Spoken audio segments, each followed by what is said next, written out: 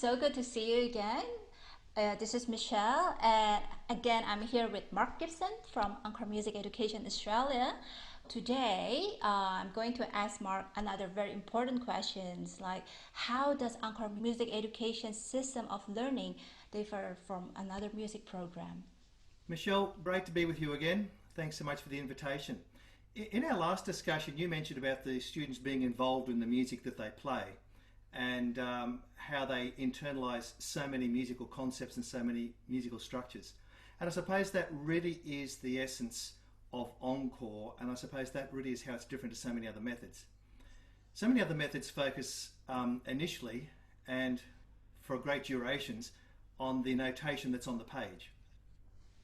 But really, the goal of the teacher is to take that notation from the page and teach it to the students. You have to get those abstract ideas and turn them into something real that the students can relate to. And so with Encore, we start with musical experiences. The stuff that's on the page is almost irrelevant unless you understand the experiences that go with it. And those experiences are often very deeply rhythmically based. So therefore rhythm is a very, very strong element in the Encore system. Whereas for a lot of other methods, they treat rhythm almost as a secondary consideration. They're so concerned with the notes, the notes being these notes, rather than the rhythm, because it's the rhythm that holds it all together. The rhythm is the means by which we organise notes. And of course then the higher level of organisation is phrasing.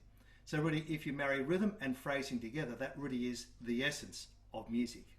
And then you have to teach those things in such a way that the students can internalise them. So for a beginner student, there's not much point pointing to the page and saying, oh look, this is worth one count, that's worth two, that's worth three, that's worth four. Okay, can you play that for me now? Because you just spoke about a whole lot of mathematical issues. You weren't really talking about music. Better for the students to know this is how it goes. Now, you've been using Encore for a while, so you would have experienced that, I imagine, in your teaching. Yeah. I feel like I really see the difference because back to my time, I was taught like to see notes by notes, literally, notes by notes, and everything is just doesn't Well, make sense. I actually followed the finger numbers for quite a while.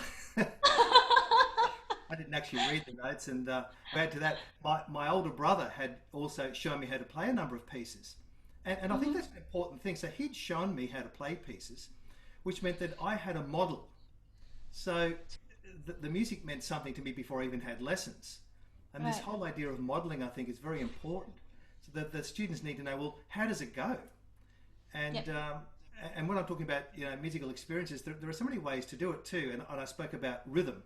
And I remember reading online once how someone was saying, oh, do you think it's a good idea for students to do clapping in their lessons?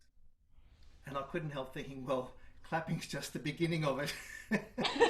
Apart from clapping, well, we've got clapping, we've got this, we can do finger taps, we can do Yeah. this, we can do this, we can do this. And of course, you can't see if I do knee taps or foot stomps or side slaps or alternate slaps like this. So we call this body percussion. Yep. So we need to do all of these things to internalize the rhythmic patterns. And then, of course, we can use props. So we've also got streamers. Yep. And the thing about, and of course we can tap them like this as well.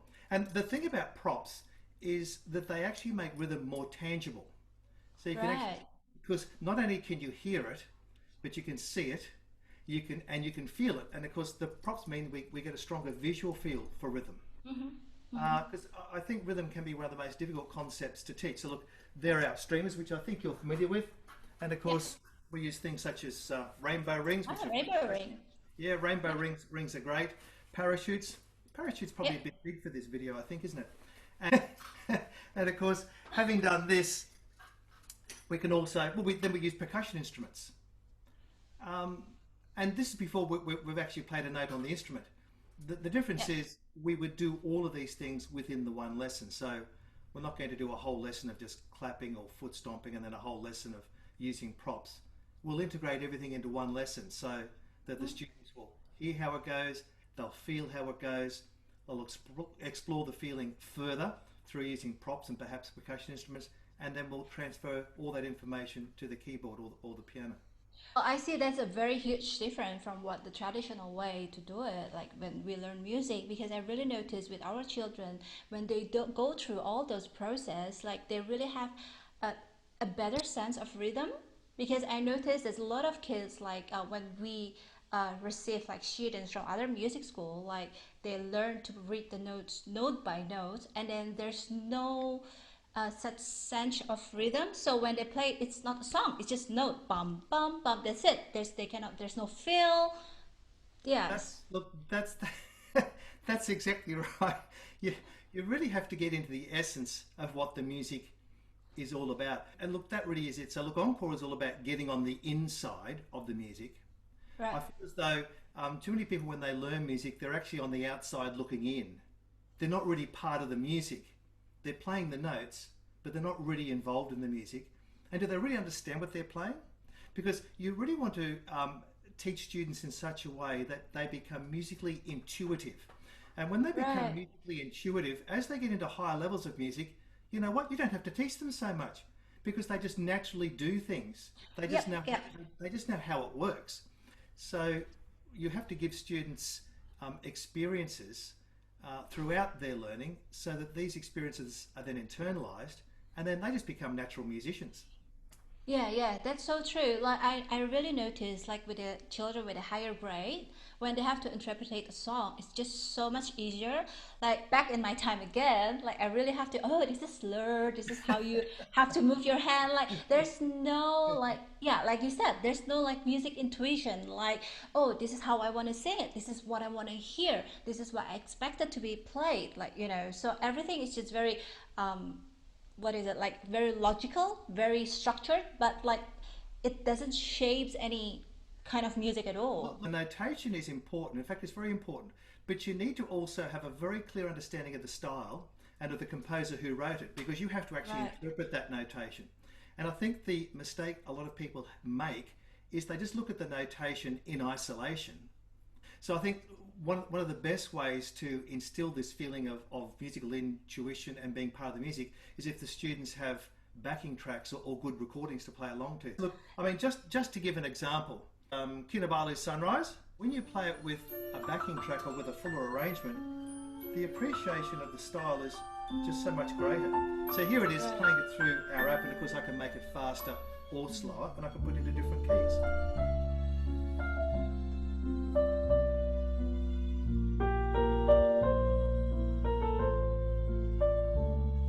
That's super pretty. I mean, it just changes the whole thing. I'm going to move it on a little bit because I really love the middle section. So let's see if I can move it on a bit. Here we go.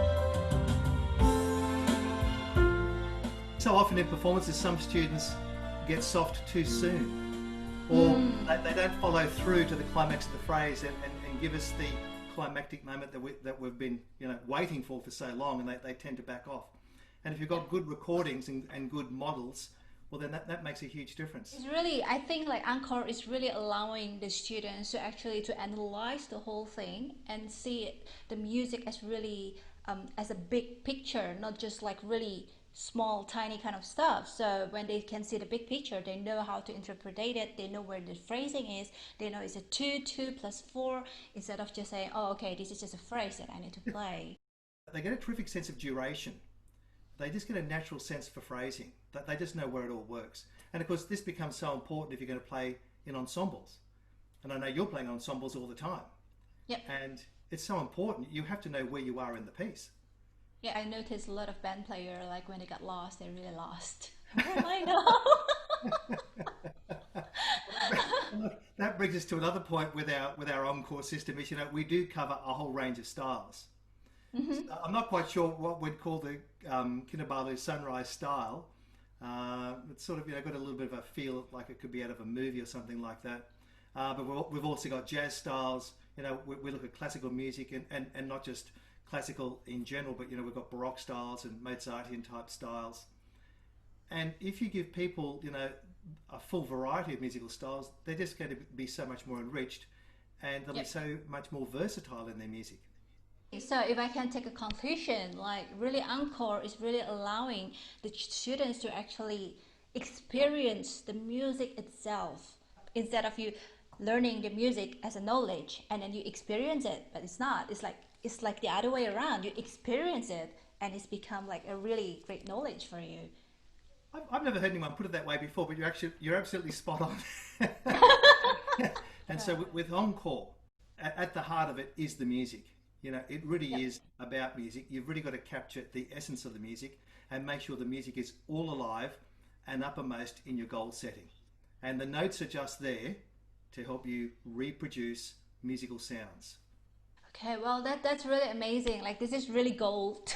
This is really gold that we learned today. Well, thank you so much, Mark, for your time. This is amazing discussion. So I really hope I can see you again very soon. Thank you so much, Michelle. Great to be with you yet again.